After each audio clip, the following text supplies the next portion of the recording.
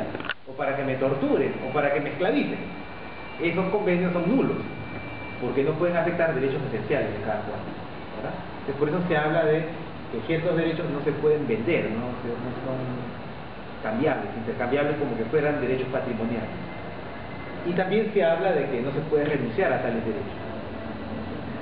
Eventualmente sobre montos de indemnización uno puede renunciar a ciertas cosas, pero sobre derechos esencialísimos, como la vida, la integridad personal, o la libertad de escoger con quién se trabaja, o a no ser esclavizado, o a no ser víctima de genocidio, eso es algo irrenunciable, ¿verdad? O sea, ningún país, por más discrepante que sean estas cosas, puede reservarse el derecho a torturar o anunciar que va a cometer un genocidio contra un pueblo determinado. Eso es inadmisible. Inviolabilidad es la idea que nadie puede ser obligado a soportar cargas que él mismo no acepta de forma voluntaria. Si bien en derecho se admite que, por ejemplo, alguien puede donar sus órganos para salvar la vida de otra persona de forma altruista, esto significa que uno le va a obligar a que done órganos. Entonces, nadie puede ser obligado a soportar una carga que voluntariamente no ha asumido. Y de otro lado, el conjunto de personas y la comunidad, y sin duda la autoridad, no puede transgredir derechos básicos de las personas. No hay un deber de respeto, que es mutuo. Entonces esto va a la autoridad, pero también al resto de personas de la comunidad.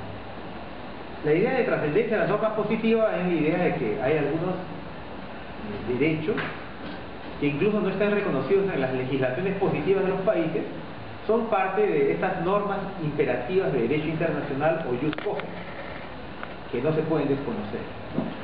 Y esto ya lo dijo la Corte Internacional de Justicia en 1950, cuando les piden que opine sobre la Convención sobre Genocidio, porque no todos los países de la época firmaron la Convención sobre Genocidio.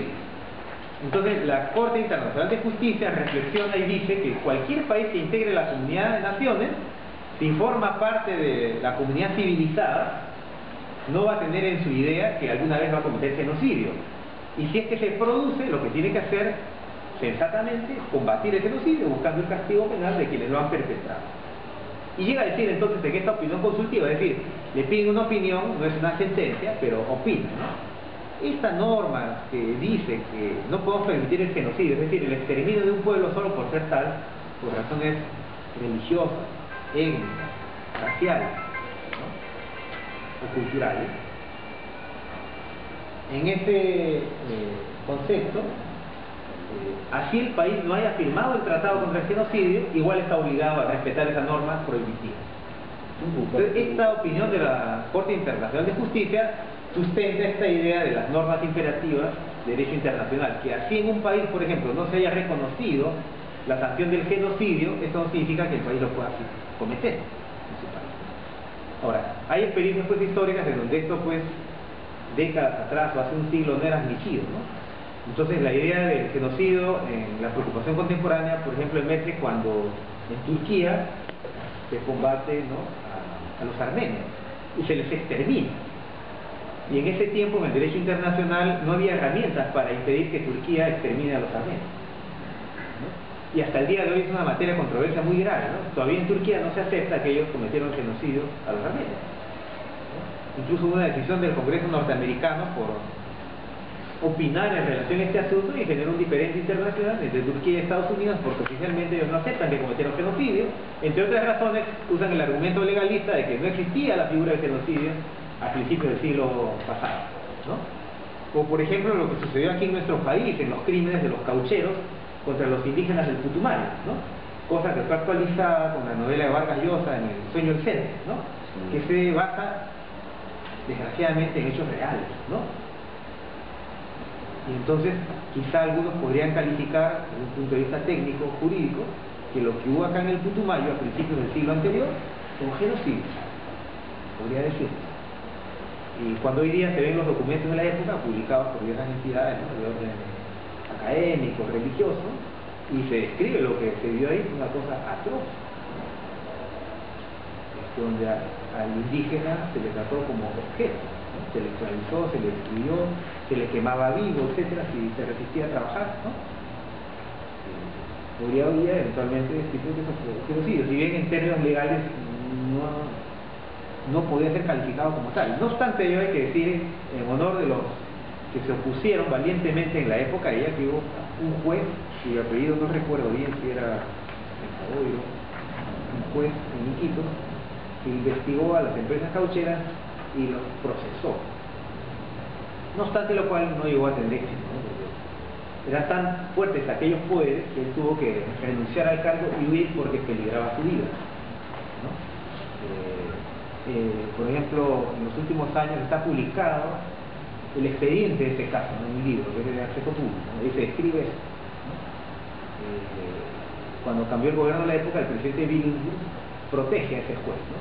Que por salvar tu pellejo tiene que huir de Egipto. Entonces, siempre esta situación no ha sido sencilla, ¿verdad? Pero, digamos, en defensa de, digamos, el trabajo de algunos juristas, de algunos magistrados, hubo quienes se opusieron valientemente a eso. La historia del personaje de la novela de Vargas Llosa, de un personaje real, este inglés, ¿no? También él intervino y logró que a nivel internacional, en los medios de la época, se impidiera de alguna forma que las empresas inglesas siguieran lucrando a partir del sufrimiento y la muerte y la vida de decenas, si no centenares quizás, de indígenas peruanos. Claro, eso, la historia es un poco retorcida porque este señor acabó muy mal, ¿no? Tanto que después, en esta vida aventurera que tuvo, él muere en Inglaterra ajusticiado, ¿no? Muy ajusticiado. Él denunció este hecho y denunció los crímenes del emperador belga también en el Congo, ¿no? Atrocidades mayores. Pero en ese tiempo, en el derecho internacional no estaba reconocida la intervención de la comunidad internacional. Los estados más o menos hacían lo que querían con sus súbditos y decían que lo que ellos hacían con sus nacionales era su dominio reservado. Idea que cae después de la Segunda Guerra Mundial, porque ahora existe un sistema internacional de protección de derechos humanos, mal que bien, y que también atraviesa las políticas públicas de nuestros países.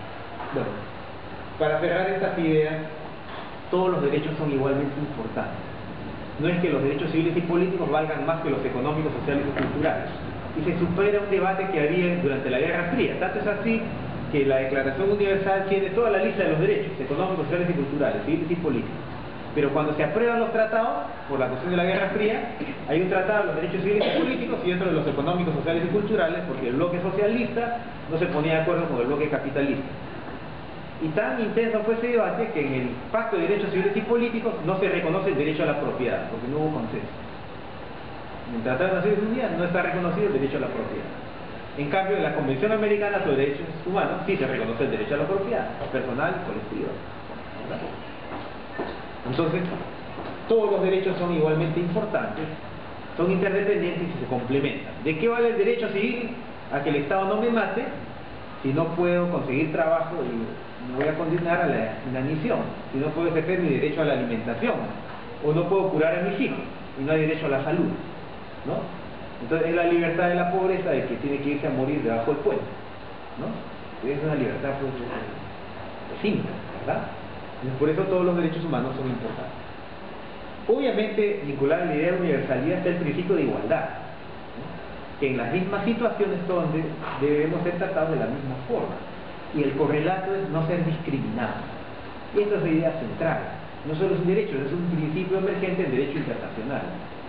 Y es de estas normas que no pueden suspenderse nunca. Es decir, si por ejemplo un país decidiera en un conflicto social que se declara estado de emergencia en Puno, por ejemplo, en algunas provincias de la región Puno, y se dice, por ejemplo, que los aymaras carecen de derecho, ¿no?, a la asociación y a la reunión, por ser aymaras, ¿no? Está bien, el Estado permite que se limite el derecho de reunión y de asociación en esas circunstancias, pero no puede decir que la etnia o el pueblo aymara carece de derechos por ser aymara, porque evidentemente sería una norma discriminatoria. Entonces, eso es algo que es absolutamente prohibido en derecho internacional. Y en positivo es el derecho a la igualdad, ¿verdad? La afirmación y en políticas públicas conducentes y coherentes con eso. Y la otra idea que quizás no es muy utilizada, pero creo que tiene que ver mucho, es que también en derechos humanos hay una corresponsabilidad. Es decir, si bien el Estado es el primer obligado, como vamos a ver a continuación y desarrollará la doctora Arias, todos somos responsables del respeto de los derechos de los otros. No es solamente en el plano ético, sino también en el plano jurídico. De forma tal que en algunas figuras o situaciones las personas estamos legitimadas según el orden jurídico de cada país para intervenir en defensa de los derechos de otros. es la figura en el Perú, por ejemplo, de que cuando alguien está preso en forma arbitraria, la ley nacional permite que cualquier persona interponga un habeas corpus en defensa de esa persona. O sea, no tiene que ser mi esposa o mi familiar. Cualquier persona lo puede hacer. Incluso en la ley peruana, el defensor del pueblo puede interponer un habeas corpus en defensa del ciudadano. Entonces, es la corresponsabilidad traducida en forma operativa en las normas y los procedimientos. O lo mismo, cuando son intereses difusos para proteger el ambiente o los derechos del consumidor, se permite que cualquier persona pueda actuar procesalmente. Entonces, esta idea de corresponsabilidad es muy importante porque tiene que ver con la solidaridad que está en la base de los derechos humanos. Ahora, esto que parece que es muy jurídico, en realidad tiene concreciones prácticas. Lo vas a ver cuando incluso el Estado adopta medidas de restricción de derechos que están permitidas en derecho nacional y derecho internacional, como sin embargo hay ciertas salvaguardas para que estos principios no sean pues desconocidos en la práctica. No sé si hasta acá habría alguna pregunta, intervención o comentario, sino para